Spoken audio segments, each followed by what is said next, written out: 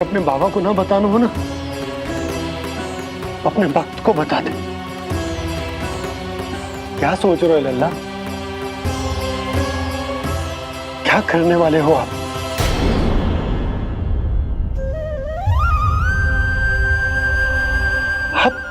आप इतने दुखी क्यों हो? खाना खाना क्या होगा? क्योंकि मुझे आभास हो गया है बाबा, समय आने वाला है। कौन सा समय आने वाला है लल्ला? शीघ्र सब कुछ बदलने वाला है। भैया को मेरा सत्य पता चल जाएगा बाबा।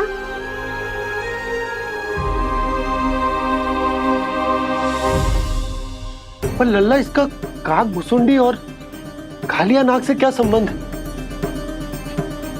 ऐसा क्या हुआ था और क्या होने वाला है?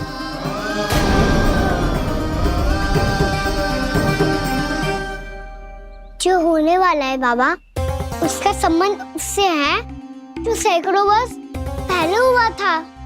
महर्षि भृगु के एक वंशज थे वेद शिरोमणि, जो विंध्याचल की पहाड़ियों में साधना कर रहे थे।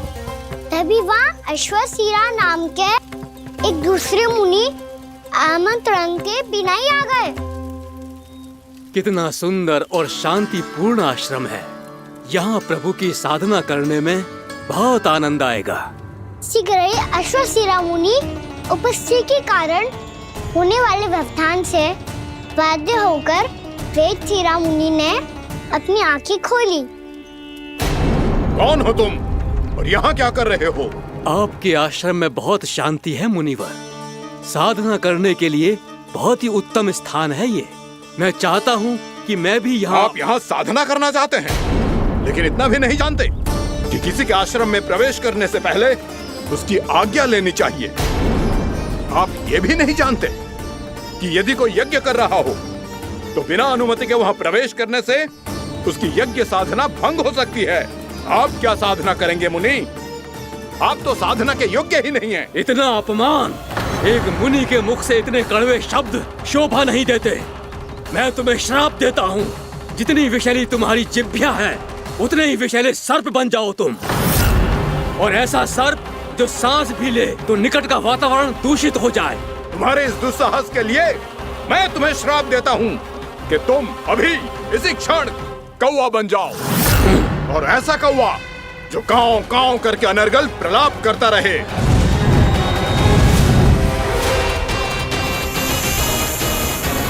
ये मैंने क्या किया? ये मैंने क्या किया? क्रोध के कारण दोनों ने एक दूसरे को श्राप दे दिया। पर दोनों ही मेरे भक्त थे, और भगवान होकर मैं अपने भक्तों को इतनी कठिनाई में कैसे देख सकता था। इसीलिए जिस संकट में उन दोनों ने अपने आप को फंसा लिया था, उसका समाधान करने में मैं उनके पास गया। देखिए ना प्रभु, ये क्या हो गया हमसे? हमारी रक्षा कीजिए प्रभु, मार्ग दिखाइए हमें। क्रोध पर नियंत्रण ना होने के कारण आप दोनों ने एक दूसरे को बहुत ही भीषण संकट में डाल दिया है। अब दोनों ही तपस्वी, तप के बल से दिए गए आपके श्राप को लौटाना भी संभव नहीं है। प्रभु, कोई तो उपाय होगा, हम आपके शरण में हैं प्रभु। अपराध तो हमसे हुआ है प्रभु, पर अब आपसे ही आशा है। कुछ ऐसा कीजिए भक्त वत्सल, जिससे हम दोनों के श्राप का प्रभाव कुछ कम हो जाए। आप दोनों ही मेरे भक्त हैं, इसलिए आपकी पीड़ा का निवारण करने का एक उपाय है मेरे पास। वेद शिरोमणि, जब आप कालिया नाग बनेंगे तो आपको मेरे चरणों को अपने शीश पर धारण करने का सौभाग्य मिलेगा। और अश्व शिरोमणि, आप काग योनि होने के बाद भी आप श्रेष्ठतम ज्ञान और सर्वाधिक यौगिक सिद्धियों के स्वामी होंगे और प्रवचन दिया करेंगे। इसके बाद अश्वशिरा मुनि काक भुसुंडी बन गए, जिन्होंने आगे चलकर स्वयं गरुड़ देव को ब्राह्मण सुराई और मुनि वेदसिरा महर्षि कश्यप और देवी कत्रियों के पुत्र कालियानाग बनकर जल में। और अब वही कालियानाग जमुना जी में, जिनके कारण जानकी के प्राण लगभग चले ही गए थे। अब कालियानाग को उचित स्थान पर भेजने का समय आ गया है बाबा। पर ये तो अच्छी बात है कान्हा, वेदसिरा मुनि को दिया हुआ तुम्हारा वचन भी पूरा हो जाएगा, जमुना जी की शुद्धि भी हो जाएगी। इस सब के बाद भी तुम दुखी क्यों हो? क्योंकि इसके बाद मैया के सामने मेरा रहस्य खुल जाएगा बाबा। उन्हें पता चल जाएगा कि उनका बालक कोई साधारण बालक ना है। भविष्य में जो होने वाला है उसे सबके सामने घटने से रोकना मेरे लिए भी संभव ना होगा। मैया को सब पता चल जाएगा। क्या पता चल जाएगा रे मुझे?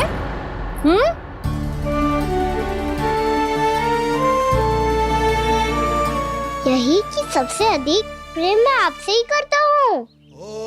अब बस भी कर, चलो भोजन के लिए बुलाने आई थी तुम दोनों को। भूखा थोड़े ना रहने दूंगी अपने लल्ला को, मेरा लल्ला दुर्बल हो जाएगा ना। आप खिलाओगे तो ही खाऊंगा। हाँ ठीक है, मैं ही खिलाऊंगी। अब चल, आओ जी, चल।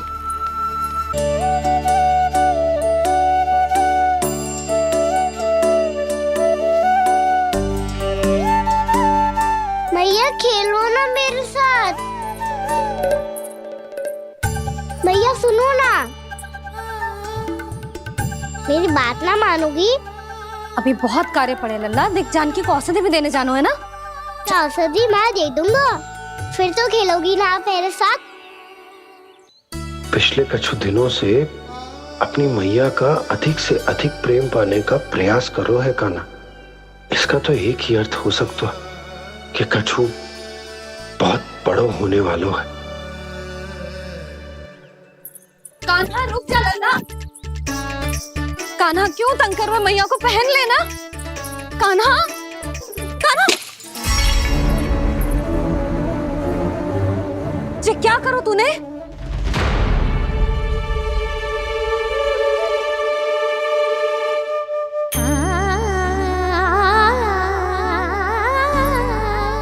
अच्छा ठीक है, अब मुंह लटकाने की आवश्यकता ना है।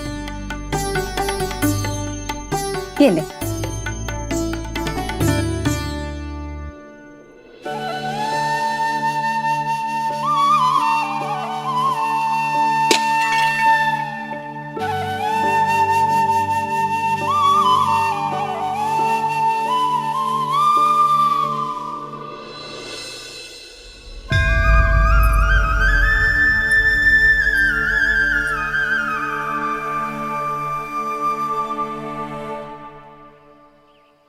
तंग करे मैया को खिजाए, खेले रूठे मनाए।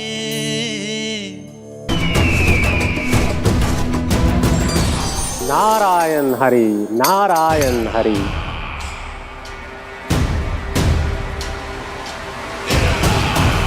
प्रणाम देवर्षि। किस योजना में कितना लाभ है और कितनी हानि, यह आंकलन करते करते थक गए होंगे मथुरा नरेश। देवर्षि, आज मेरा ध्यान कैसे आ गया आपको? आप तो सदैव ही मेरे ध्यान में रहते हैं महाराज कंस। सत्य तो यह है कि मथुरा में जो भी हो रहा है मुझसे छिपा हुआ नहीं है। मैं जानता हूं कि आप किसी भी असुर को वृंदावन क्यों ना भेजें, और वो असुर कितना भी शक्तिशाली क्यों ना हो, कृष्ण का सामना नहीं कर पाता। या तो पराजय स्वीकार करके आपके पास लौट आता है, या तो फिर वीर गति को प्राप्त हो जाता है।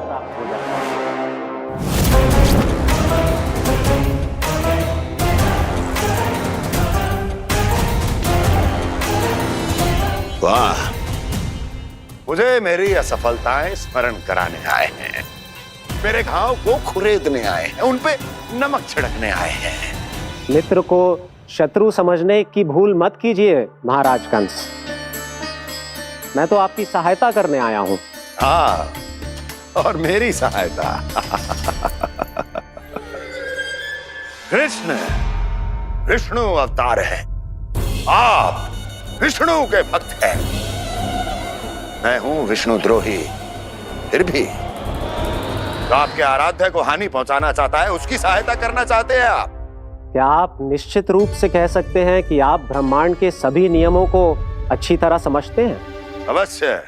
आपके लिए बस इतना ही जानना पर्याप्त होगा कि मैं जो कुछ भी कर रहा हूं उसके लिए मेरे व्यक्तिगत कारण हैं। मैं तो बस आपके हित में पिछली बार की तरह एक सुझाव लेके आया था, पर यदि आप मेरा सुझाव सुनना भी नहीं चाहते तो आपकी इच्छा। नारायण हरि, नारायण हरि। कारण चाहे जो हो, इनके पिछले सुझाव के कारण ही आज मेरे शत्रुओं की संख्या कम है। अन्यथा मैं देवकी के अन्य पुत्रों को भी जीवित छोड़ देता, और आज वो सब अपने भाई के साथ मिलकर उसकी शक्ति को अनेक गुणा बढ़ा देते। ठहरिए देवऋषि।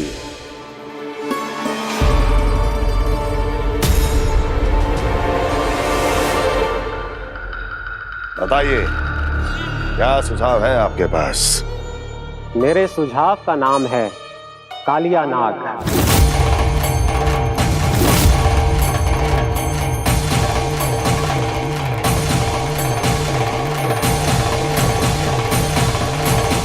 उसके विषय में मैं जानता हूं देवऋषि। तो समस्या ये है कि मैं स्वयं उससे मिलने नहीं जा सकता, उससे भेंट नहीं कर सकता। उस कृष्ण की हत्या के लिए उसको वृंदावन जाने के लिए तैयार नहीं कर सकता।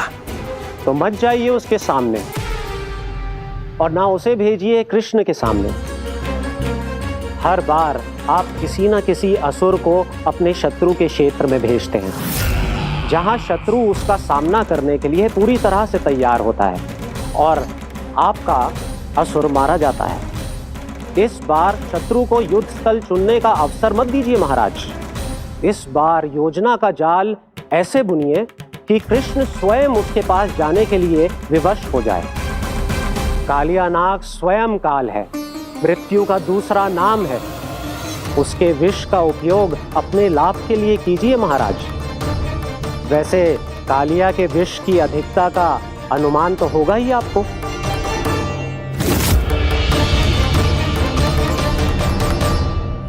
एक बार जो उसके क्षेत्र में पहुंच गया, फिर उसके विष से बचना असंभव है। उचित सुझाव है देवर्षि, उचित सुझाव है। देवर्षि, उस छलिया विष्णु की भक्ति करते करते आप भी उसके रंग ढंग सीख गए हैं। उचित है, उचित है।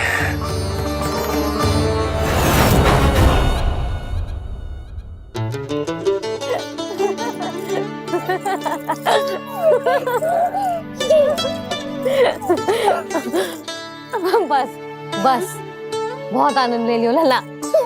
बस अब दूध पी ले। ठहर ठहर, गर्म है। जी ले ले।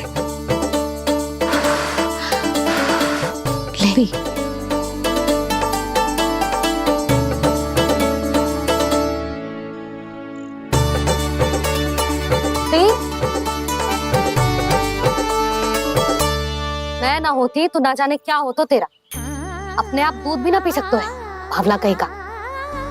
आपकी इस प्रेम के लिए तो मैं धरती पे आया हूँ मैया।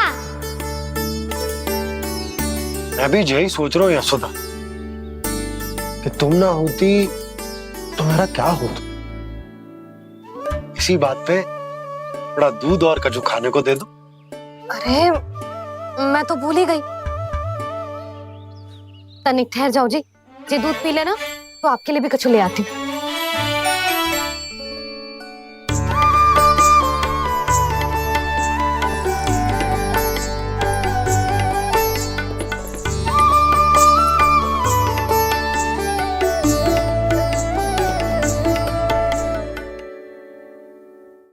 प्रणाम महाराज। आपकी आज्ञा के अनुसार बिल्कुल वैसा ही पत्र तैयार किया है जैसा आप चाहते थे।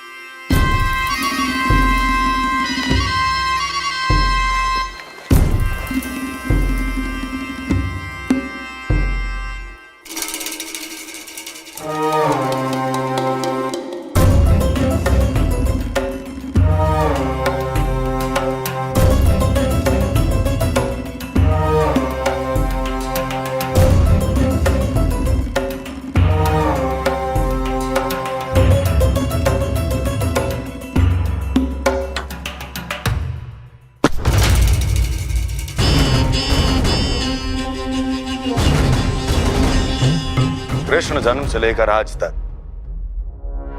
ये मेरी सबसे महत्वपूर्ण योजना है। इसका सफल होना निश्चित है दूत, किंतु केवल वही करना जैसा मैंने कहा है। जाओ।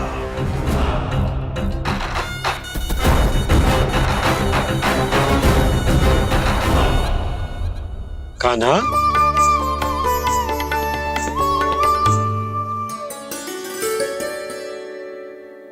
क्या होगा? बाबा, मैं चाहता हूँ कि मैया की स्वमता क्रिस्टल फ्रेम की वर्षा मुझ पे सरते ऐसे होते रहे। वो तो होती रहेगी लल्ला। अपने लल्ला के लिए किसी मैया का प्रेम कभी कम हो सकता है भला? नंदराज, वो मथुरा से एक दूत आयो है महाराज कंस का राजपत्र लेके।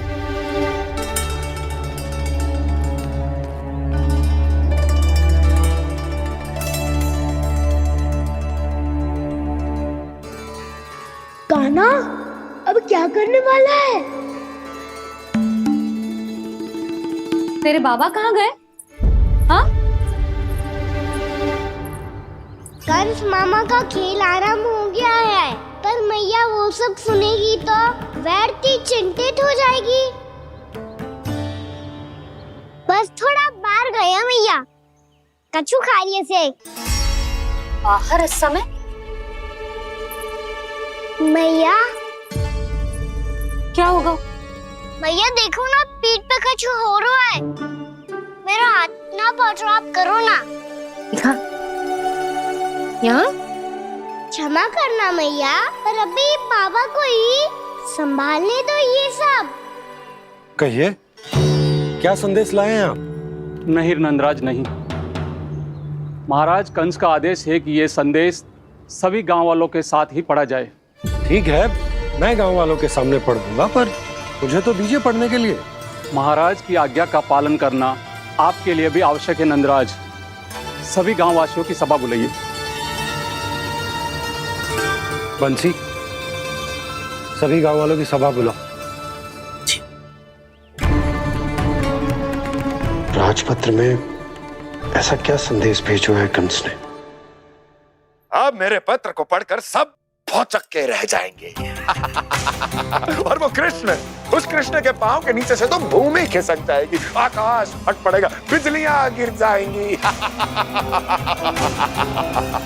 प्राप्ति, ओ प्राप्ति, कंस का पत्र। स्वयं को बहुत अधिक शक्तिशाली समझता है ना वो।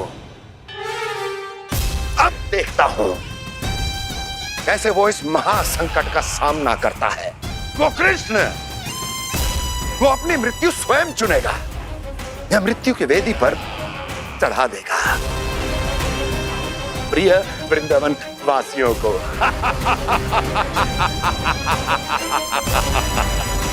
अब आएगा आनंद प्राप्ति, अब आएगा आनंद। सबको इकट्ठा करवा के ही पढ़वाएगो। अवश्य ही कोई विशेष संदेश दिया होगा कंस ने। मैं भी यही सोच रही हूँ सुलक्षणा जी, कछु ना कछु तो विशेष है, और जे हो क्या सकता है? हाँ, बात तो सही है। ऐसा क्या हो सकता है? सभी गांव वासियों के सामने पढ़ा जाए, कछु तो विशेष अवश्य लग रहा है।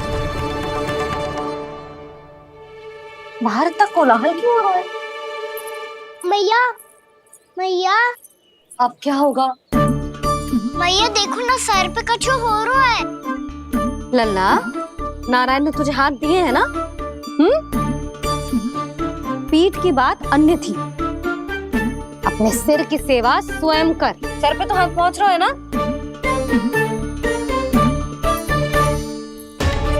मैया सुनो ना, मैया देखो ना, तीव्र कर कछु हो रहा है। मैया देखो ना, तीव्र कछु हो रहा है।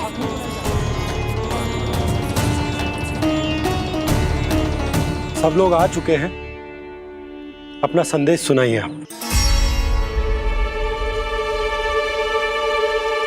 गोपराज नंद और सभी वृंदावन वासियों को सूचित किया जाता है कि मथुरा अधिपति और आप सभी के महाराज कंस ने कल सुबह भव्य पूजा का आयोजन किया है। इसके लिए राज्य को वृंदावन के क्षेत्र के निकट यमुना नदी के मध्य में खिलने वाले 1 कोटि कमल के पुष्पों की आवश्यकता है। इसीलिए आप सभी को यह आदेश दिया जाता है कि ये सभी कमल के पुष्प प्रथम पहर से पहले राजसभा में पहुंचा दिए जाए। इतने सारे पुष्प वो भी प्रथम पहर से पहले कैसे हो सकते हैं? यदि आप ऐसा करने में असफल रहे तो इसे राज आज्ञा का उल्लंघन माना जाएगा और राजद्रोह के आरोप में आप सभी को कड़े से कड़ा दंड दिया जाएगा। स्मरण रहे, यदि कल की पूजा में इन 1 कोटि कमल के पुष्पों का ना पहुंचने के कारण कोई व्यवधान आया तो समस्त वृंदावन वासियों को दोषी माना जाएगा और पूरे गांव को निवासियों सहित धूल में मिला दिया जाएगा। कल प्रथम पहर तक का ही समय है आप सबके पास।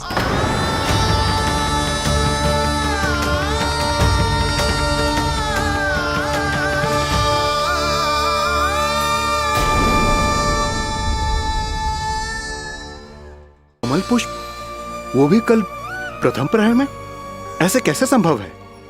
और कोई साधारण पुष्प ना, यमुना नदी के मध्य खिलने वाले विशेष कमल के फूल चाहिए उन्हें। लेकिन यमुना नदी में तो कालिया नाग ने विष घोल के रखा है, तो फिर कैसे हो पाएगा? जी असंभव है। हमारी मृत्यु का संदेश भेजा राजा कंस ने। सदैव की भांति इस समस्या पर भी गांव के बड़े ही विचार करेंगे। बालकों का यहाँ होना उचित ना है।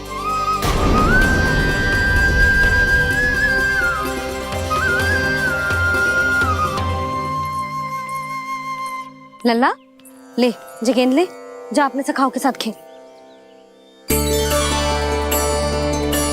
सुबह उज्जवल, मधुमंगल वसंता, देखो भैया ने क्या दिया है। चलो खेले, बहुत आनंद आएगा आज।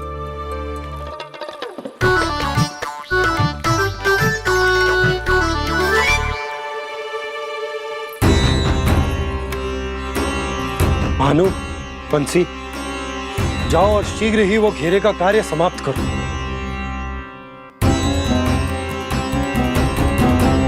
पर कछु ना कछु तो करना पड़ेगा ना। पर हम कर ही क्या सकते हैं? पुष्प लाने को और कोई उपाय है भी तो ना। मैं चला जाऊंगा जमुना जी में। वैसे भी मेरे जीवन के कितने दिन शेष बचे हैं। गांव के लिए, समाज के लिए कुछ करके मरूं, तभी तो शांति मिलेगी। ना काका, यदि आप उस विषैले जल में छलांग लगा भी दोगे, किंतु 1 कोटि कमल पुष्प एकत्रित कर पाना आपके लिए संभव ना है। इससे अच्छा है कि मैं चला जाऊं। यदि मैं मर भी गया तो मेरे पीछे रोने वाला कोई ना है। किसी को कहीं जाने की आवश्यकता ना है। गोप नरेश होने के नाते ये मेरा कर्तव्य है कि मैं आप सबकी रक्षा करूं। नंदराज, आपको जाना है तो जाओ। हरिया, काका, भैया सब चले जाओ। लेकिन आपको पता है वहाँ का जल कितना विषैला है। आप लोग एक क्षण भी जीवित नहीं रह पाओगे। फिर कैसे इकट्ठा करेंगे 1 कोटि कमल पुष्प? आप बात तो सही कह रही हैं शांति। उस दुष्ट कंस ने ऐसी मांग रख के हम सबको फंसा दिया। हम में से कोई भी क्यों ना चला जाए और इस संकट का समाधान ना निकले को। कान्हा, बताना कौन सा खेल खेलें? गेंद पकड़ खेलते हैं। पर एक बात सुन लो सब, कोई भी तीव्र गति से ना फेंकेगा गेंद को। भैया ने फ्रेम बनाई है मेरे लिए। सब तैयार हो? हाँ।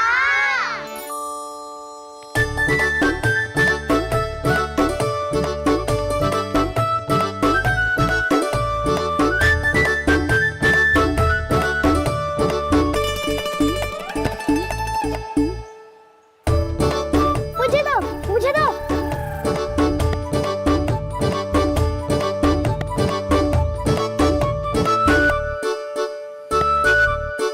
मुझे दो, मुझे दो।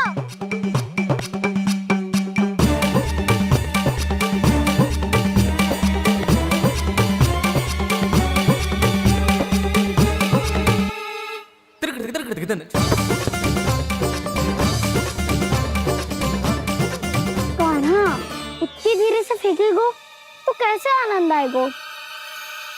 थोड़ा बल लगा के फेंक। हाँ कान्हा, हम अभी बड़े हो गए हैं, तू अब भी छोटे बालकों की तरह फेंक रहे हो है।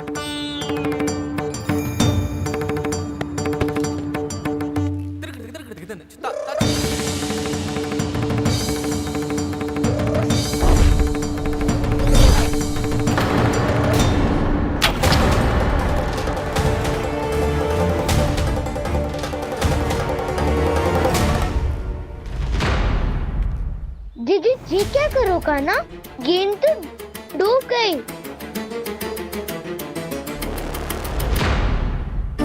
अच्छा, तो ये सब इसकी योजना का भाग था ताकि ये कालिया का सामना कर पाए। तुम सबने तो कही थी तीव्र गति से फेंको, देखो फिकवा दी ना मेरी गेम। मुझसे नदी में, और मुझे जाके लानी पड़ेगी। रुक जा कान्हा, रुक जा कान्हा। जी क्या बोल रहे हो कान्हा? इसमें तो बहुत संकट है। कोई भी संकट मेरी मैया का उपहार खोने से बड़ा ना है। बहुत प्रेम से बना के उन्होंने दी थी। हे नारायण, कोई उपाय समझ में ना आ रहा है। मैया, अब कैसे करेंगे हम अपने गांव की रक्षा? कीड़े पड़ेंगे उस दुष्ट को। यदि उसके कारण किसी के प्राण चले गए तो कौन सा फल मिलेगा उसे इस पूजा का? तुम सही कह रही हो यशोदा, और हमारे पास कोई और दूसरा विकल्प भी तो ना है। यदि हमने मथुरा की राज आज्ञा का पालन ना किया तो इसका दुष्परिणाम पूरे गांव को भुगतना पड़ेगा।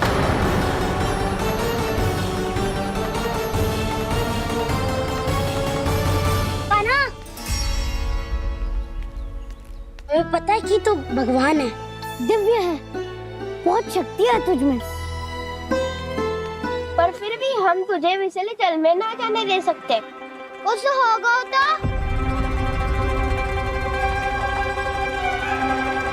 तुम सब इतनी हट कर रहे हो तो ठीक है, ना जाऊंगा। गेंद कहाँ गिरी है, कितनी दूर गई है, ये तो देख लूं, ताकि उसे बाहर निकालने का कोई उपाय ढूंढ पाऊं।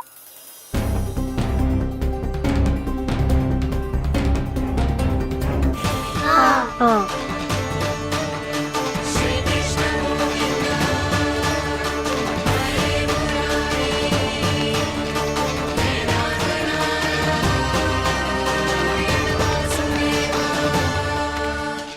कान्हा की ये लीला तो समझ ही नहीं आ रही। पहले इसने देवश्री नारद को मथुरा जाकर कंस को भड़काने के लिए कहा, फिर स्वयं ही दुखी भी हो गया कि अब इसका रहस्य सबके सामने खुल जाएगा। और अभी स्वयं ही तो इसने कहा था कि गेंद बहुत महत्वपूर्ण है, फिर स्वयं ही उसे नदी के विषैले जल में फेंक दिया।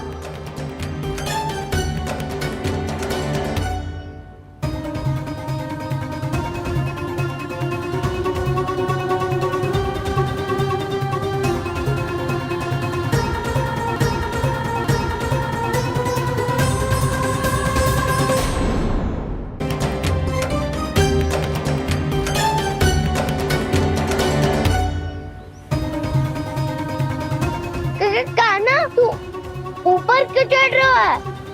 अरे ऊंचाई से देखूंगा तभी तो गेंद दिखेगी।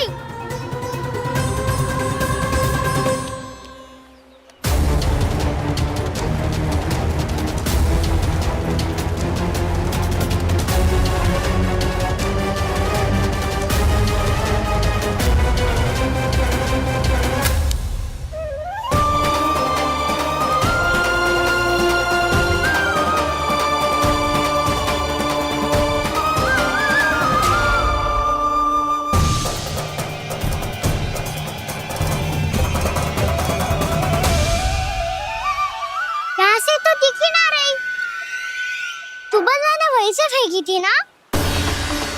ना, वहाँ से फेंकी थी। कहाँ से? नहीं ना, वहाँ से।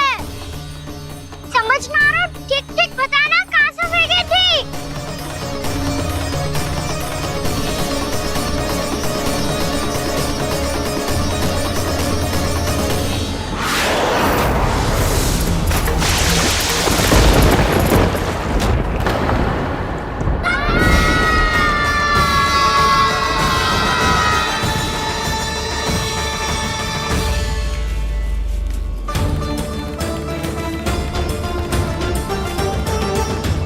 कालिया नाग के क्षेत्र में जाकर कोई भी जीवित वापस ना लौट सको है।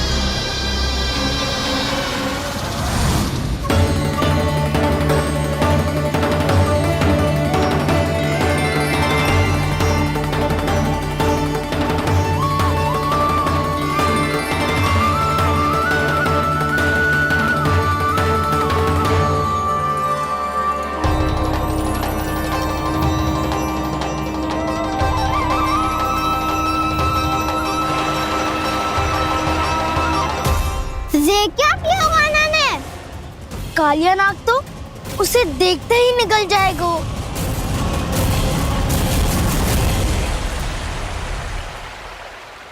तो आरंभ से अब तक सब कुछ उसकी लीला का ही भाग था।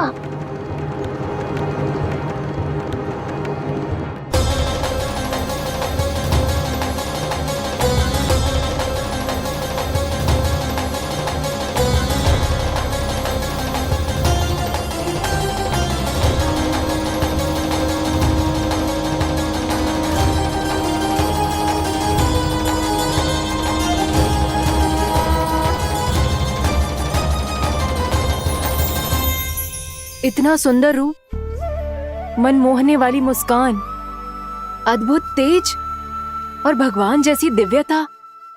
कौन हो तुम? हाँ, तुम्हें देखकर तो हम सब सम्मोहित ही हो गए।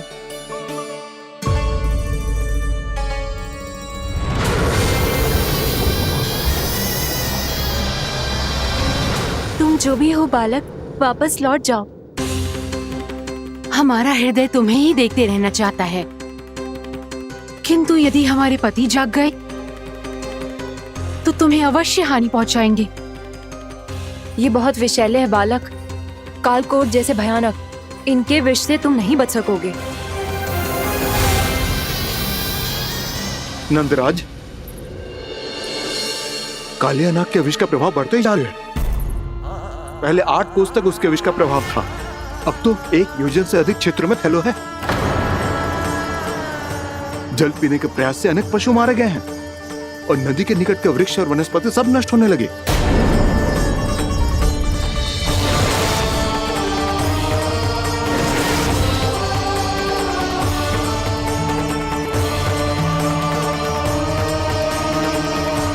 इनके विष की तीव्रता इतनी अधिक है बालक कि इनके संपर्क में आने वाले को तड़पने का भी अवसर नहीं मिलता। इनके विष की अग्नि क्षण भर से भी कम समय में प्राणवायु को जलाकर राख कर देती है।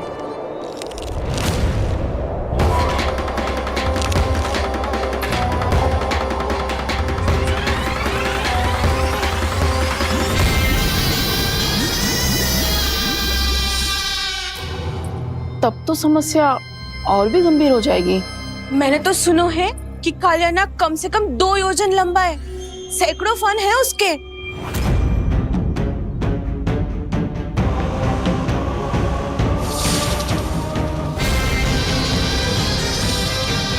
इसका अर्थ तो ये है कि हम दोनों ओर से फंस गए। एक और कंस को 1 कोटि कमल पुष्प देने जो कि कालिया नाग के क्षेत्र में पड़ते हैं, और दूसरी ओर उस कालिया नाग का विष यमुना जी के क्षेत्र में बढ़ता ही जा रहा।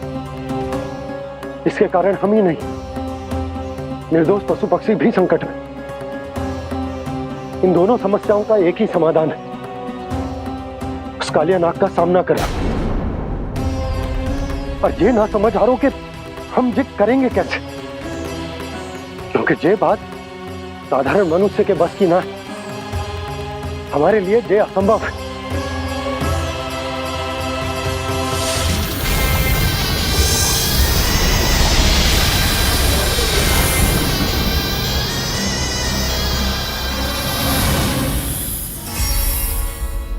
अब तो तुमने अपनी आंखों से भी देख लिया बालक, ये कितने विषैले हैं।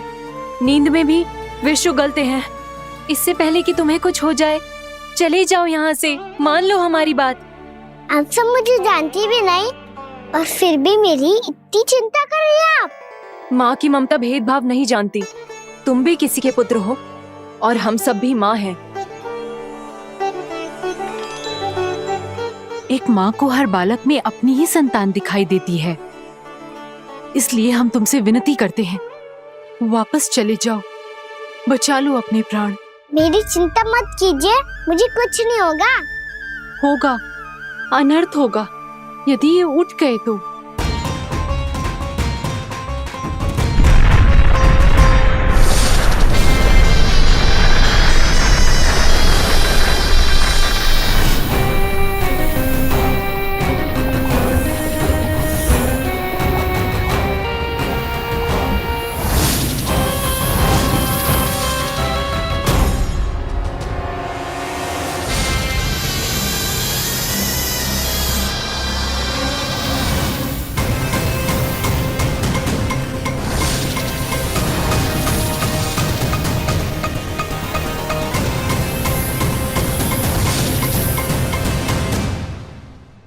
सामने होते हुए भी अपने इश्क को केवल वही देख सकता है जो अपना अभिमान त्याग चुका हो।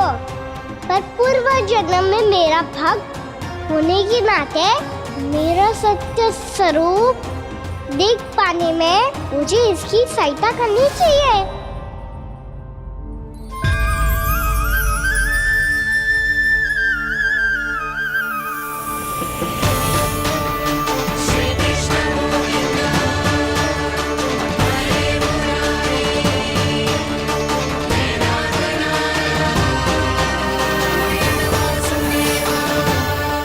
देखो हमारा छोटा सा कान्हा जैसे डट के खड़ा है।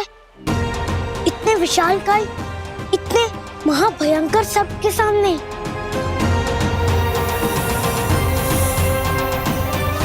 ये कोई भगवान नहीं है जो इसके सामने हाथ जोड़ रही हो तुम सब।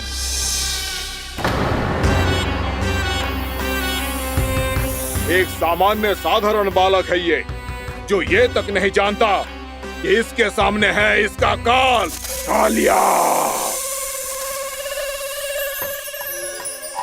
तू कौन है बालक? मेरे इतने निकट आकर भी तू जीवित कैसे है? मेरी नहीं, अपनी चिंता करो कालिया। बहुत मनमानी कर ली तुमने। अब बस मैं तुम्हें रोकना हूँ। अब बस मैं तुम्हें रोकना हूँ। मैं तुम्हें रोकना हूँ। बित्ते भर का है तू, मेरे विष के बारे में जानता ही क्या है? और कहता है मुझे रोकने आया है। किससे? किससे रोकना चाहता है तू मुझे? मुझे क्रोध दिलाने की भूल मत कर बालक। अपनी फुंकार से ही तेरी इस मुस्कुराहट को अंतिम मुस्कुराहट बना सकता हूं मैं। शीघ्र बता, कौन है तू और किसने भेजा है तुझे? तुम्हें आवाज भी है कि अपनी पुकारों से तुम कितना विष भूल चुके हो। पवित्र यमुना नदी को कितना दूषित कर दिया तुमने। और यही नहीं, तुम्हारे कारण निकट के जीव जंतुओं, वृक्ष, वनस्पतियों सबको हानि पहुंच रही है। तो क्या? मुझे उससे क्या? मुझे है आपत्ति है मुझे तुम्हारे इस व्यवहार से। और इसीलिए तुम्हें यहाँ से जाना होगा, यहाँ से जाना होगा।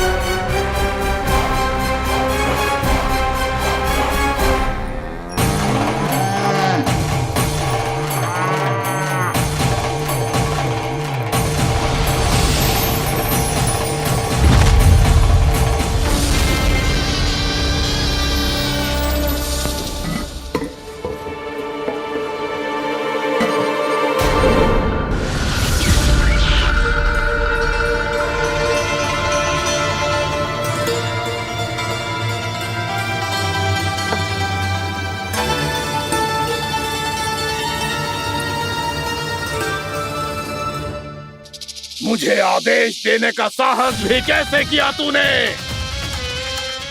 इस क्षेत्र को मैंने अपना राज्य बनाया है, मेरा परिवार रहता है यहाँ, और तू मुझे यहाँ से जाने के लिए कह रहा है?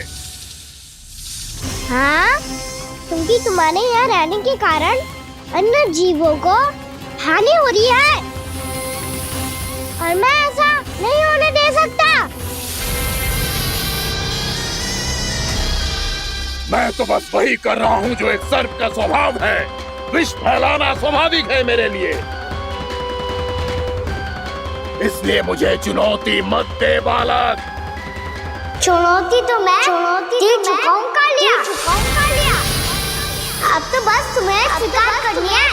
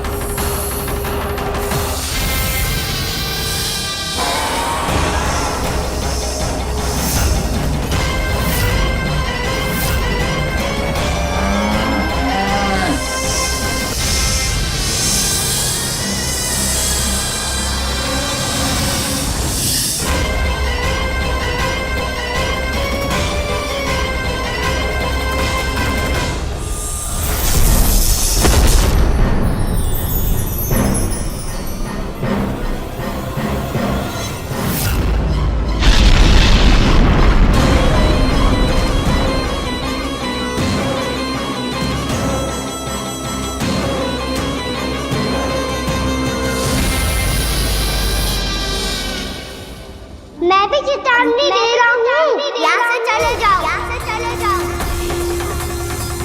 अपनी भूल को पहचानो कालिया, तुम जो कर रहे हो अनुचित है।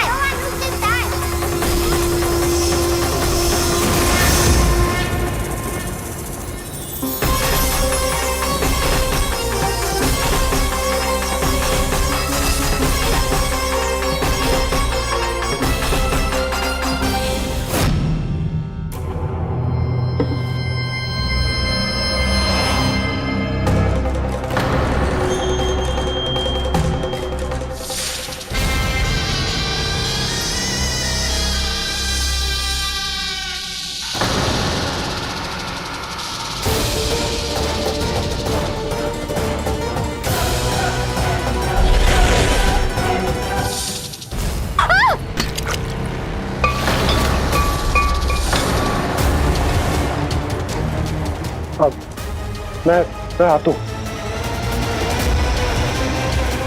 क्या हो गया सुधा? मुझे आवाज हो रहा है जी, कछु ना कछु गड़बड़ है। यशोदा, जो समस्या हमारे सामने है, हम सभी उसका समाधान खोजने में जुटे। तुम विश्वास करो, मैं कोई ना कोई समाधान अवश्य ढूंढ लूंगा। हम कैसे भी करके वो कमल के पुष्प उस कंस तक पहुंचा देंगे। नाना, समस्या उससे कहीं अधिक है, उससे कहीं अधिक बड़ी, उससे कहीं अधिक भयानक है।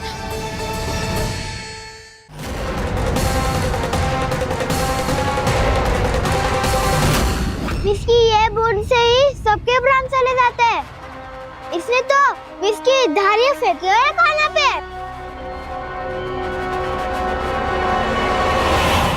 कान्हा कैसे बच्चे को अधिक विष से? इसका विष तो क्या, ये सर स्वयं भी छू तक नहीं पाएगा हमारे कान्हा को।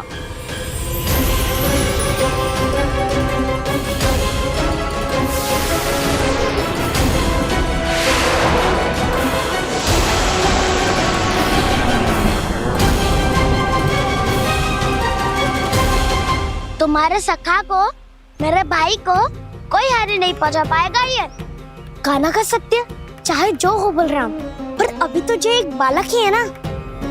देखो कैसे विष के कारण स्थिर हो गया है।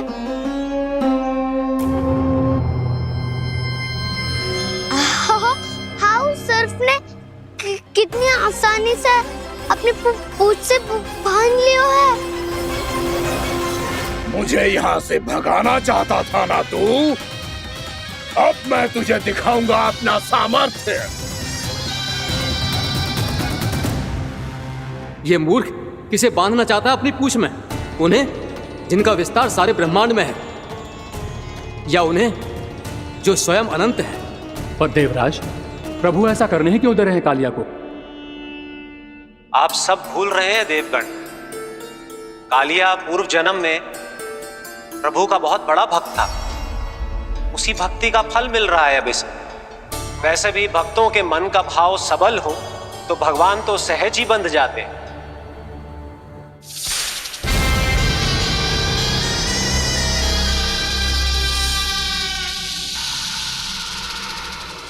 बलराम, तुमने ही तो कही थी कान्हा को कछु ना होगो।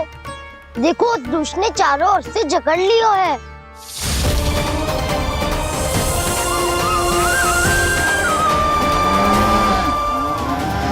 ये क्या कह रही हो तुम? जसोदा जी, क्या हुआ? घबरा क्यों रही हो आप? सुलक्षणा, मुझे आभास हो रहा है कुछ बहुत बड़ी अनहोनी हो गई है। नंदराज, नंदराज, नंदराज!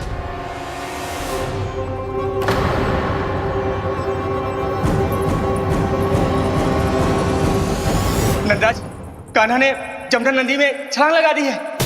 कान्हा ने जमदन नदी में छलांग लगा दी है। कान्हा ने जमदन नदी में छलांग लगा दी है। कान्हा जमुना में कूद गया है। मुझे लगा था आज कछु गड़बड़ होने वाली है। मुझे आज कान्हा को ना जाने देना चाहिए था।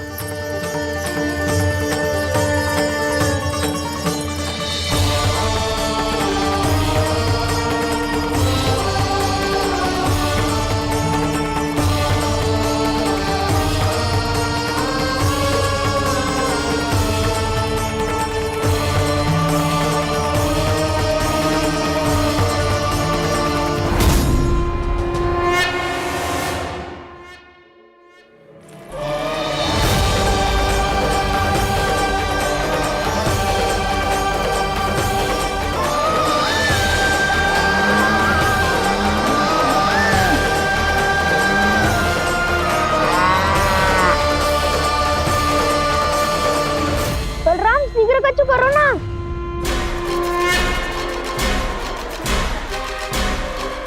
कुछ भी करो पर कान्हा को बचाओ। नाग बहुत भयंकर है।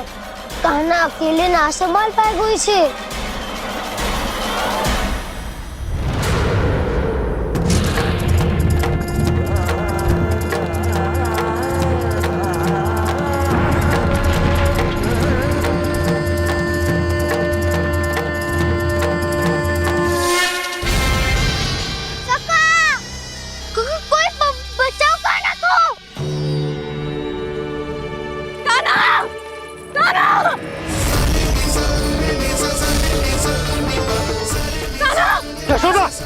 यशोदा रुको। छोड़ दो मुझे, छोड़ दो मुझे। जीजी संभालो, बावली हो गई है। जीजी संभालो। कान्हा, कान्हा।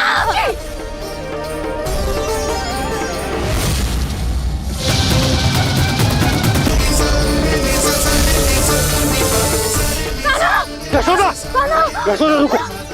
छोड़ दो मुझे, छोड़ दो मुझे। जीजी संभालो, बावली हो गई है। जीजी संभालो। कान्हा, कान्हा। देखो अब कैसे तुम्हारे अस्थियों को तोड़कर छोटे छोटे टुकड़ों में बदल दूंगा मैं।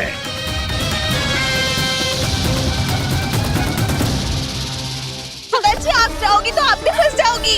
अपने लल्ला के लिए मैं किसी भी संकट का सामना करने के लिए तैयार हूँ। छोड़ो ना यशोदा, हमें कोई और उपाय खोजना पड़ेगा। कोई और उपाय? आप देख ना रही मेरा कान्हा किस दशा में है। कान्हा मैया के वश में नहीं है, नहीं तो ये अपने लल्ला के लिए साक्षात काल का भी सामना कर ले। ये तो केवल कालिया नाग है। हे नागराज, आप मेरे प्राण ले लो पर कान्हा को छोड़ दो। ना नागराज, आप मेरे प्राण ले लो, मैं विरोध भी ना करूंगी। ना नागराज, आप मुझे मार दो पर मेरे कान्हा को छोड़ दो। ना ना ना ना नागराज, मेरे प्राण ले लो। हमारे कान्हा से क्या शत्रुता है आपकी? प्रभु के लिए जो प्रेम यशोदा मैया के हृदय में है वही इन सभी गोपियों के हृदय में भी है।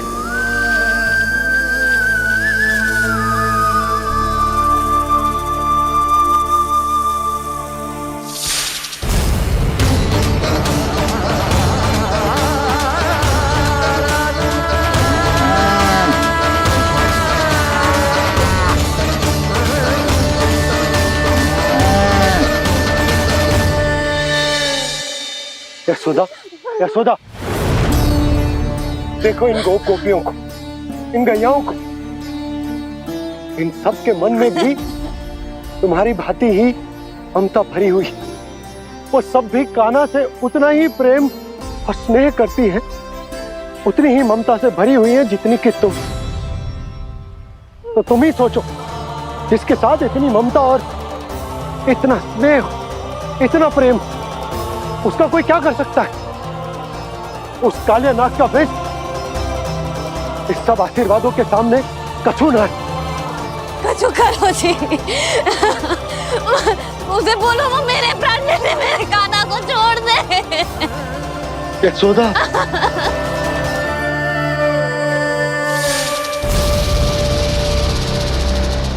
केवल इन्हीं में नहीं देवराज, नाग पत्नियों के हृदय में भी ममता का वही प्रेम उमड़ रहा है।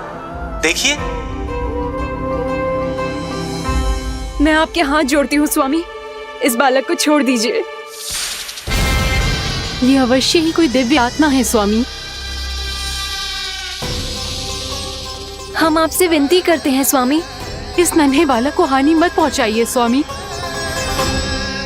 मेरी पत्नियां मेरे ही शत्रु के लिए विनती कर रही हैं। अब यदि इसके पक्ष में एक शब्द भी कहा तुम सबने, तो मैं इस बालक से पहले तुम सबके प्राण ले लूंगा।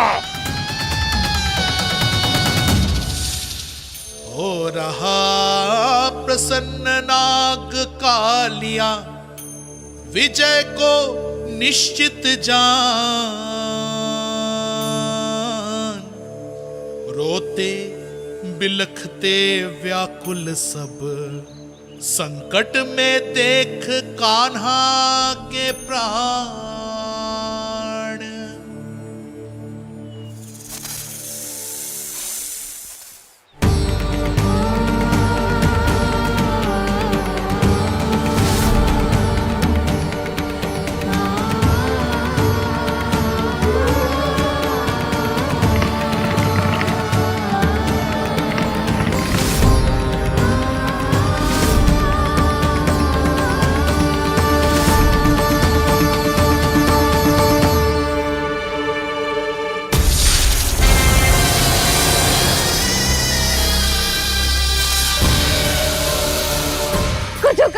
मेरे लल्ला को बचा लो, कोई तो कुछ करो। जीजी, संभालो जीजी। यशोदा, यशोदा तुम शांत हो जाओ, मैं कान्हा को वापस लेकर आऊंगा। मैं रक्षा करूंगा उसकी। ना नंदराज, नंदराज नहीं, कम से कम आप तो समझो नंदराज, कालिया के पास आप जाओगे तो आप भी फंस जाओगे।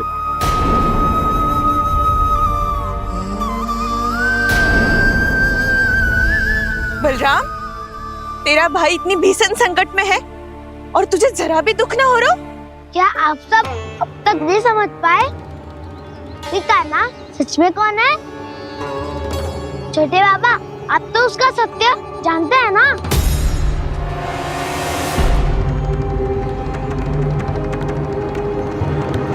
मानता हूँ कि आप सब कान्हा के रहस्य के बारे में नहीं जानते, पर क्या उसके जन्म से आज तक घटी एक से बढ़कर एक विचित्र घटनाओं को भी भूल गए हैं आप सब? भूल गए हैं कि कैसी पूतना जैसी राक्षसी उसका कुछ बिगाड़ नहीं पाई, कैसे तरनावती जैसा भयानक राक्षस उसे एक खरोच भी नहीं दे पाया था।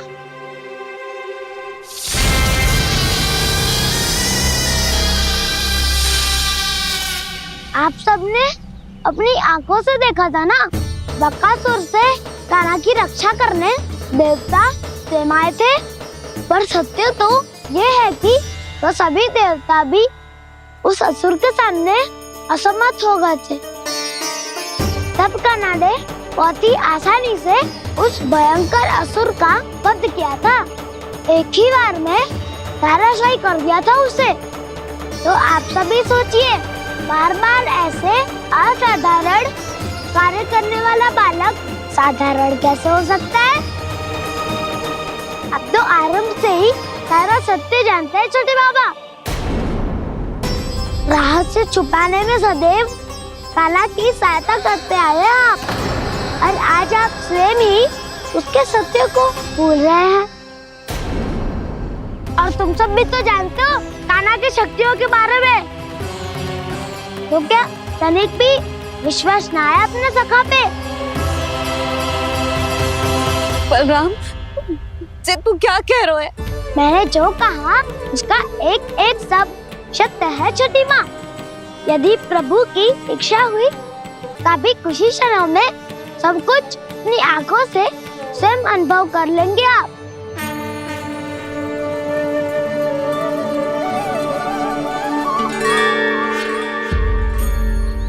शांताकारं भुजगशयनं पद्मनाभं सुरेशं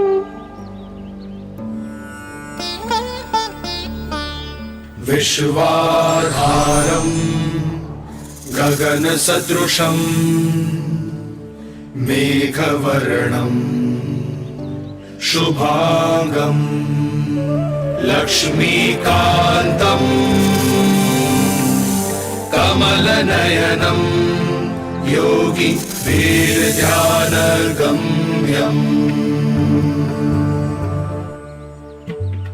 वन्दे विष्णुं भवभयहरं सर्वलोकैकनाथम्।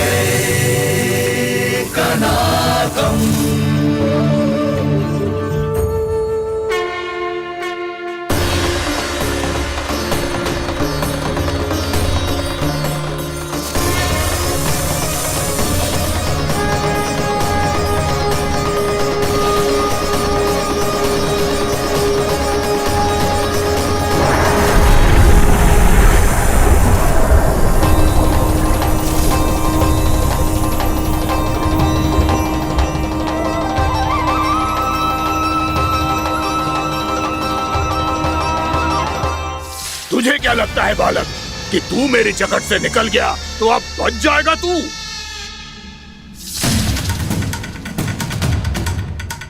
मेरे विष से अपनी प्राण रक्षा करने में सफल रहा, मेरी जकड़ से भी छूट गया, पर मेरे दंश से नहीं बच पाएगा।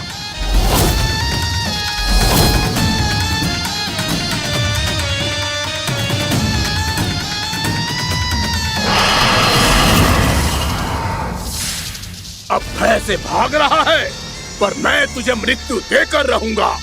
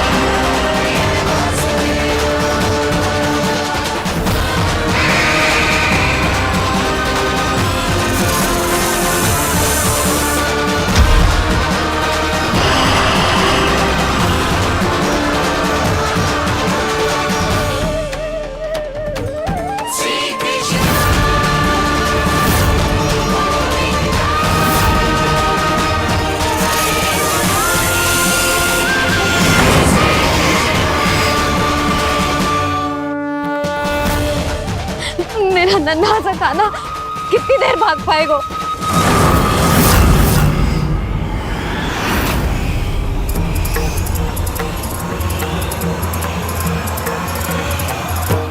और कितनी प्रतीक्षा करोगे मेरी भक्त कालिया? भक्त नहीं, काल हूं मैं तेरा। जब अहंकार का मुकुट बुद्धि को ढक लेता है तो भक्त अपने भगवान को भी नहीं पहचान पाता। व्यर्थ की पहेली में मत उलझा बालक। ना मैं भक्त हूँ और ना तू भगवान।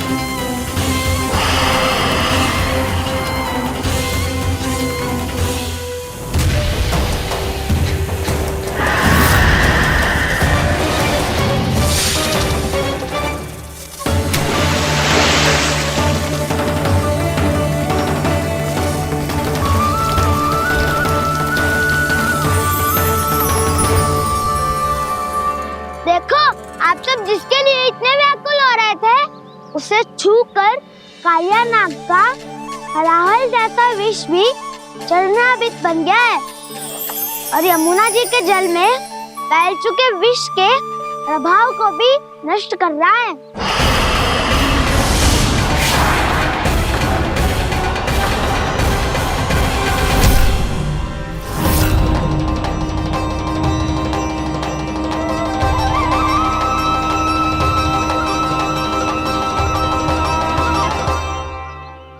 धर्म रक्षक अधर्म विनाशक प्रभु श्री कृष्ण का कौशल सचमुच अद्वितीय है। नारायण नारायण।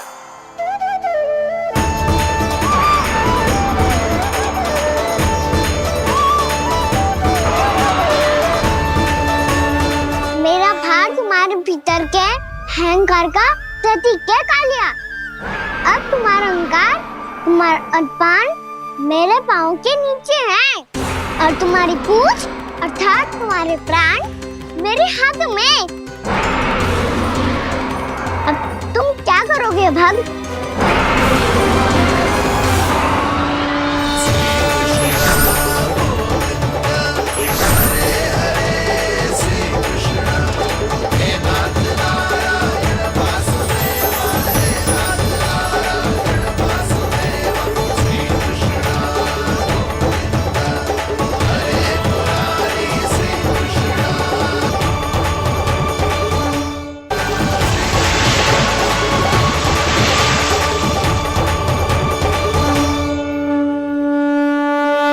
प्रभु, भले ये आपको पहचानने में असमर्थ हो, पर हम सब ने आपको पहचान लिया है।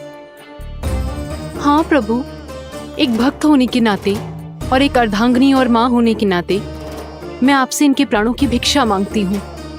अपनी कृपा दिखाइए और इन्हें क्षमा कर दीजिए। आपके लिए मित्र और शत्रु में कोई अंतर नहीं प्रभु। उसी तरह आपकी कृपा और दंड में भी कोई अंतर नहीं। दोनों दया ही तो हैं, अकारण ही किसी को प्राप्त नहीं होती।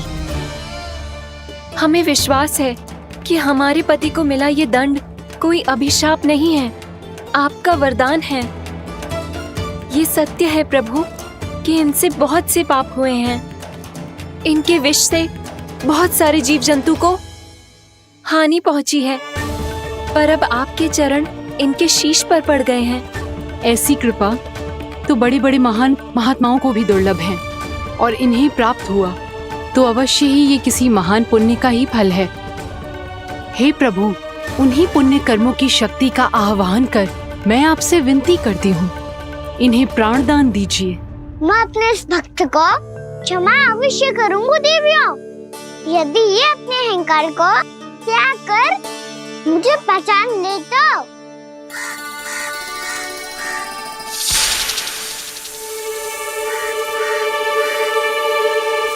मैं तुम्हें श्राप देता हूँ, जितनी विषैली तुम्हारी जिह्वा है उतने ही विषैले सर्प बन जाओ तुम।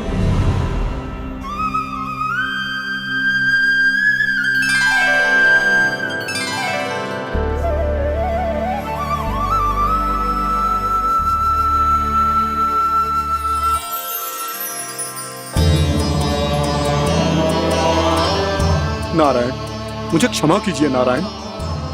मैं तो आपका परम भक्त था, किंतु मैं आपको पहचान नहीं सका। इसका दंड तो मुझे मिलना ही था, किंतु मैं अब प्रायश्चित करना चाहता हूं। इसके लिए यदि आप मेरे प्राण भी ले लेंगे तो भी मुझे कोई दुख नहीं होगा। मैं अपना जीवन, मृत्यु और अपना अस्तित्व सब कुछ आपको समर्पित करता हूं। मैं तुम्हारी क्रोध के कारण श्राप मिला, जिसे विशाल सर्प के रूप में तुम्हारा जन्म हुआ, और सर्प का तो स्वभाव है विष फैलाना, इसीलिए तुम्हें दंड नहीं दूंगा। मैं सिर्फ सभी अपराधों का पश्चाताप कर लिया, इसीलिए मैं तुम्हें क्षमा करता हूँ कालिया।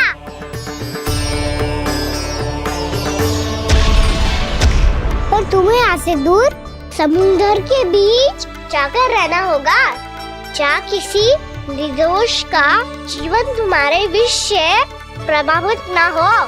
मैं चाहकर भी आपकी इस आज्ञा का पालन नहीं कर सकता। मैं असमर्थ हूँ प्रभु, क्योंकि यदि मैं इस क्षेत्र को छोड़कर गया तो मेरी मृत्यु निश्चित है। आपसे क्या छुपा है प्रभु? आप तो जानते हैं कि सर्प जाति और आपके वाहन गरुड़ के बीच अनंत शत्रुता चल रही है, जिसका प्रारंभ नागों के द्वीप नागालय से हुआ था। उस द्वीप पर छोटे जीवों को निगल जाने के लिए सर्प थे, और गरुड़ को सर्पों का स्वाद बहुत प्रिय था, इसलिए वो बार बार नागद्वीप जाने लगा था। पर इस कारण पूरी सर्प जाति उससे आतंकित हो गई थी, इसलिए जब भी गरुड़ वहां पहुंचता तो सभी सर्प छिपने लगते। जब गरुड़ को इसका आभास हुआ तो उसे बड़ा क्रोध आया, और वो उत्तेजना में भरकर सर्पों का शिकार करने लगा। भूख ना होने पर भी उन्हें मारने लगा। अब सर्पों के प्राण हरना उसके लिए खेल बन गया था। इस भीषण समस्या का समाधान ढूंढने के लिए पूरी सर्प जाति महान सर्प वासुकी के सामने इकट्ठी हुई। हे महान वासुकी, हमारी सहायता कीजिए। नागद्वीप पर गरुड़ ने आतंक मचा दिया है। पहले तो वो हमें अपना भोजन बनाता था, लेकिन अब हम उसके खेल का साधन बन चुके हैं। भूख हो या ना हो, जब तब आकर वो हमारे प्राण हर लेता है। अनुचित हिंसा के इस प्रथा का आरंभ सर्पों ने ही किया है। पहले आप सबने पूरे द्वीप पर अधिकार कर लिया, फिर आहार के साथ साथ आनंद के लिए भी आप सभी ने निर्दोष जीवों की हत्या की। और जब सृष्टि का संतुलन बनाए रखने के लिए गरुड़ आपको अपना आहार बनाने आया, तो आप सब अपने प्राणों की रक्षा के लिए छिपने लगे। तो फिर गरुड़ का उत्तेजित होना तो स्वाभाविक ही था। नागनाथ, जो हमने अन्य जीवों के साथ किया वही अब हमारे साथ हो रहा है, परंतु ये भी तो सृष्टि के संतुलन के विरुद्ध ही है ना? अवश्य है, इसलिए मैं गरुड़ से चर्चा करूंगा। धन्यवाद प्रभु।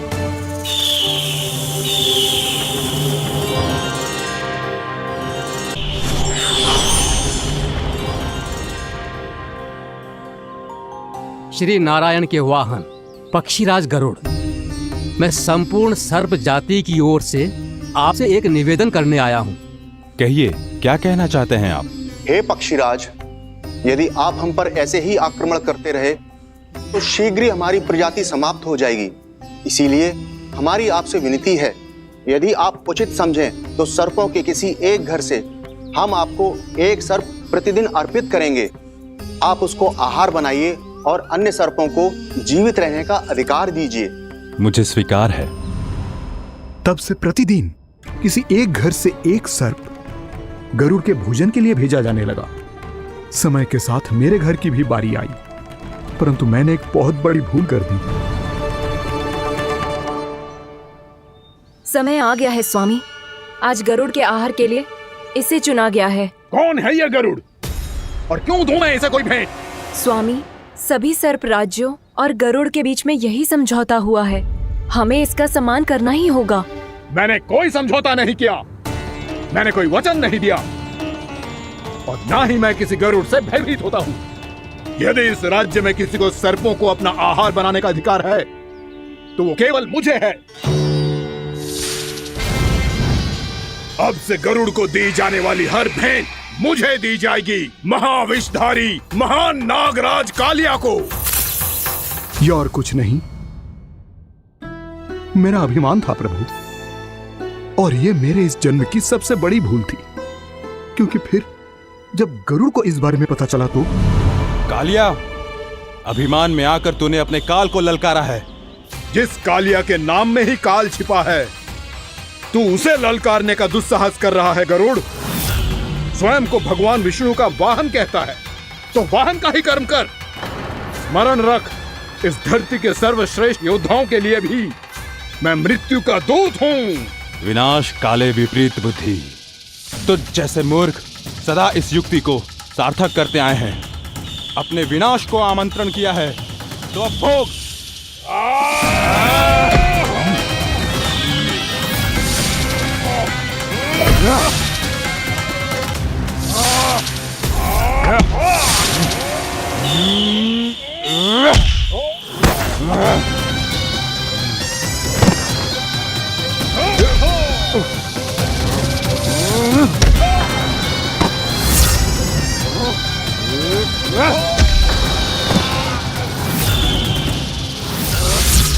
जिसने मेरा भोजन चुराने की धृष्टता की है वो इसी योग्य है। तू मुझे जानता नहीं है गरुड़, मैं महाविषधारी नाग कालिया हूँ। तेरा इतना दुस्साहस कि तूने मुझ पर चरण से प्रहार किया। वाह!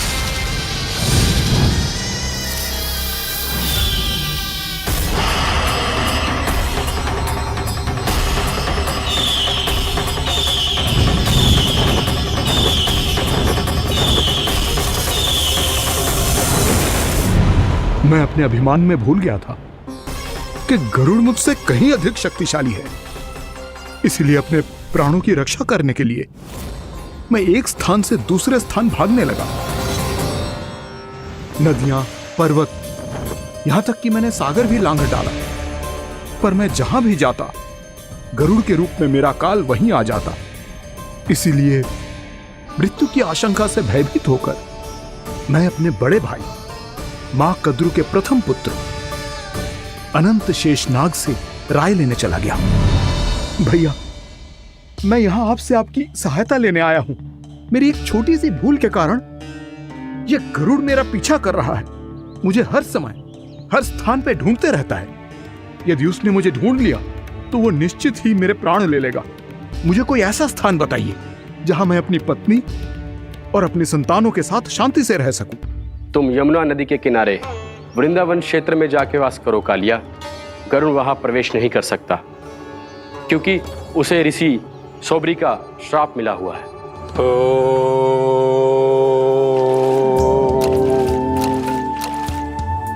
ध्यान और तपस्या का नित्य कर्म करते हुए ऋषि के मन में मछलियों के प्रति प्रेम भाव इतना बढ़ गया कि वो भूल गए सभी जीव खाद्य श्रृंखला का भाग होते हैं, और मछलियां भी इस नियम की अपवाद नहीं है। उन्हें मछलियों की अटखेली इतनी अच्छी लगने लगी कि वो इस क्षेत्र के मछुआरों को भी मछली पकड़ने की अनुमति नहीं देते थे।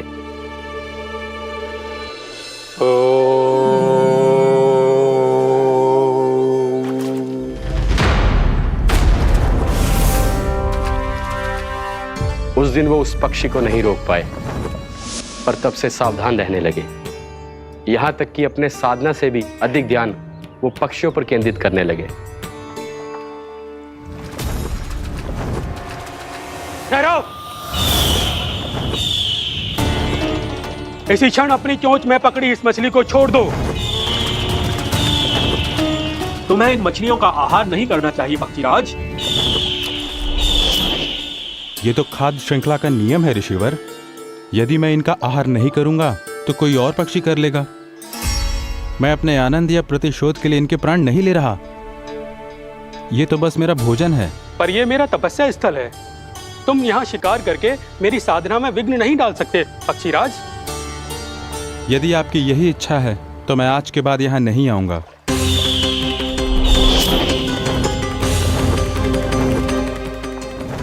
पर आज ये मछली मेरे आहार के रूप में पकड़ी जा चुकी है। मैं वचन देता हूँ ऋषिवर, इस स्थान पर यह मेरा अंतिम शिकार होगा।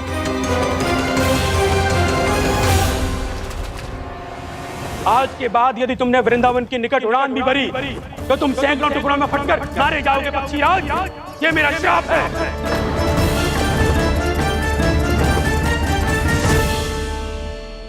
और इसीलिए भैया शेषनाग के सुझाव के अनुसार मैं यहां आ गया। पर अब यदि मैं कहीं और जाऊंगा तो मेरे प्राण नहीं बचेंगे प्रभु। डिस्टेंट रहो कालिया। अब से गरुड़ तुम्हें कोई हानि नहीं पहुंचाएगा। अब तुम्हारे फनों पर मेरी पक्षिंग बन गए कालिया। इसीलिए अब से तुम्हें गरुड़ से कोई भय नहीं होगा। निश्चिंत होकर अपने परिवार के साथ गहरे समुद्र में चले जाओ और सुख से शांति से निवास करो। पर ध्यान रहे निर्दोष जीवों को हानि ना पहुंचे। आपने मुझे जीवन दान दे दिया प्रभु। इस उपकार से मैं कृतज्ञ हूँ प्रभु। आदेश दीजिए, मैं आपकी सेवा कैसे करूं? तुम्हारे जल क्षेत्र से 1 कोटि कमल पुष्पों को लेने की अनुमति दे दो कालिया। यह मेरी सेवा होगी। प्रभु, ये तो मेरा सौभाग्य होगा।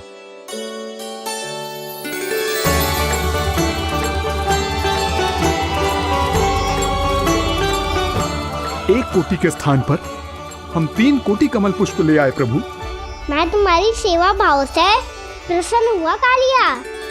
रमनाक द्वीप पर चले जाओ ताकि तुम्हारे कारण फिर कभी किसी निर्दोष जीव को हानि ना पहुंचे और न ही तुम्हारा विष मेरे प्रिय यमुना नदी के जल को दूषित कर पाए। मैं तुम्हें आशीर्वाद देता हूँ। आज यहाँ मेरे द्वारा तुम्हें दिए गए इस आदेश का स्मरण जो भी भक्त करेगा और प्रातः काल और संध्या काल में इसका उच्चारण करेगा, उसे फिर कभी किसी संकट से कोई भय नहीं होगा। ये स्थान अब से काला कुंड के नाम से जाना जाएगा। यहाँ पर स्नान करने वाला और देवताओं को इस क्षेत्र से जल का अर्घ्य देकर प्रसन्न करने वाला भक्त यदि मेरा स्मरण करके पा सकेगा तो वो अपने सभी पापों से शीघ्र ही मुक्त हो जाएगा।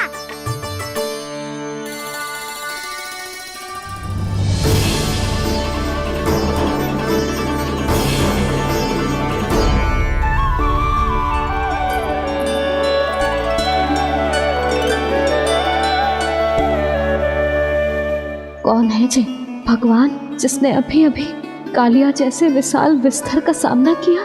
क्या एक साधारण बालक जो शीत की अधिकता से ठिठुर रहा है? क्या करूं? मैं लल्ला को ममता के आंचल में छुपा लूं या भक्त बनकर प्रभु की लीला देखती रहूं? क्या करूं मैं? कितना ठंडा था जल, बहुत सर्दी लग रही है। सर्दी से तड़पते हुए कैसे देखूं इसे? अभी जाके अपने पल्लू से सुखाती हूँ। हृदय से लगा के स्नेह की आंच दूंगी तो सर्दी पल भर में छूमंतर हो जाएगी।